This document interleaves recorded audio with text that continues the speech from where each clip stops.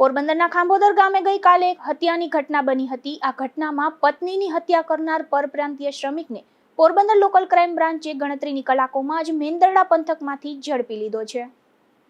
પોરબંદરના ખાંભોદર ગામે કરાડસીમ વિસ્તારમાં રહેતા ખીમાભાઈ લખમણભાઈ ગોઢાણીયાને ત્યાં મધ્યપ્રદેશના ધાર જિલ્લાની કુક્ષી તાલુકાના મેલેનપુરા ગામે રહેતા મુકેશ જગતસિંહ અલાવા તેની પત્ની ભગવતીબેન સાથે તાજેતરમાં ખેતમજૂરી કરવા માટે આવ્યો હતો। આવ્યા બાદ દંપતી વચ્ચે ઝઘડાઓ થતા હતા અને છેલ્લા 3 દિવસથી મુકેશ અને ભગવતી વચ્ચે ઝઘડા ખૂબ જ વધી ગયા હતા। આથી ગુરુવારે રાત્રિના 12:30 વાગ્યા બાદ કોઈપણ સમયે બંને વચ્ચે બોલાચાલી થયા બાદ ઉશ્કેરાયેલા મુકેશે ભગવતીને કપાળ, કાન અને માથાના ભાગે કોઈ તીક્ષ્ણ હથિયારના ઊંડા ઘા ઝીકી દીધા હતા।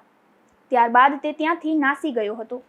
ગંભીર ઇજાગ્રસ્ત હાલતમાં રહેલ ભગવતીનું સ્થળ પર જ મોત નીપજ્યું હતું।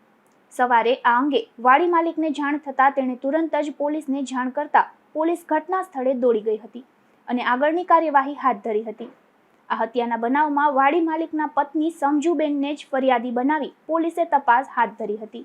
જે દરમિયાન એલસીબી ટીમ બનાવ સ્થળની આસપાસના સીસીટીવી કેમેરા તપાસતા આરોપી ગુનો કર્યા બાદ રાત્રિના 2:15 વાગ્યે બનાવવાળી જગ્યાએથી ભાગતો જોવા મળ્યો હતો।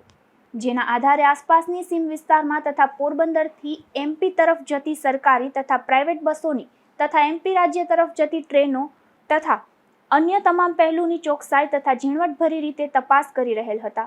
તે દરમિયાન બાતમી મળી હતી કે આરોપી જૂનાગઢ જિલ્લાના મેંદરડા તાલુકાના દેવગઢ સીમ વિસ્તારમાં આટાફેરા કરતો હતો। ત્યારે તુરંત જ એલસીબીના પીઆઈ કાંબરિયા અને તેમની ટીમે મેંદરડા પંથકમાં પહોંચી આ શખ્સને દબોચી લીધો હતો। ધીરુભાઈ નિમાવત, ગુજરાત ન્યૂઝ, બગવદર।